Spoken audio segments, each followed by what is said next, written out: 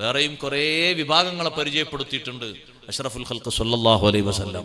ആ പറഞ്ഞ എണ്ണത്തിൽ ഇല്ലാത്ത ഒന്നാണ് വാസിലുർ റഹീം, കുടുംബബന്ധം പുലർത്തുന്നവന് അർശിന്റെ തണൽ ഓഫർ ചെയ്തിട്ടുണ്ട്. ഒരു പെണ്ണ് ഭർത്താവൊക്കെ മരണപ്പെട്ട് ചെറിയ കുട്ടികളെ ബാക്കിയാക്കിയിട്ട് ഭർത്താവ് പിരിഞ്ഞുപോയി. ആ ചെറിയ യതീം കുട്ടികളെ പോറ്റി വളർത്തിയിട്ട് പഠിപ്പിച്ച് അവരെ നല്ല ഒരു ജീവിതം കൊടുത്ത് ദീനിയായി വളർത്തി പോറ്റി വളർത്തിയ ഉമ്മ, ആ പെണ്ണിനെ അർശിന്റെ തണലുണ്ട് എന്ന് സയ്യിദുനാ റസൂലുള്ളാഹി. അതിന് ചെറിയ കഷ്ടപ്പാടൊന്നും അല്ല ഉമ്മ അനുഭവിക്കുക. ബാപ്പ ഇല്ലാത്ത ആ റോളും കൂടി ഉമ്മ കൈകാര്യം ചെയ്യണ്ടേ.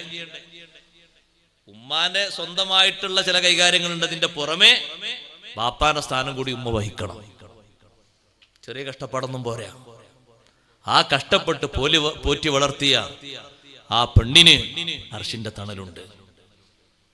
അത് ചെറിയ സന്തോഷമൊന്നുമല്ല. അങ്ങനെ പല ആളുകൾക്കും ഓഫറുണ്ട്. എല്ലാവരും അതിൽ പെടും എന്ന് കരുതരുത്. അതിൽ പെടാൻ വേണ്ടി അധ്വാനിക്കണം. അതിനൊക്കെ ഉള്ളതാണ് ഈ ലോകം.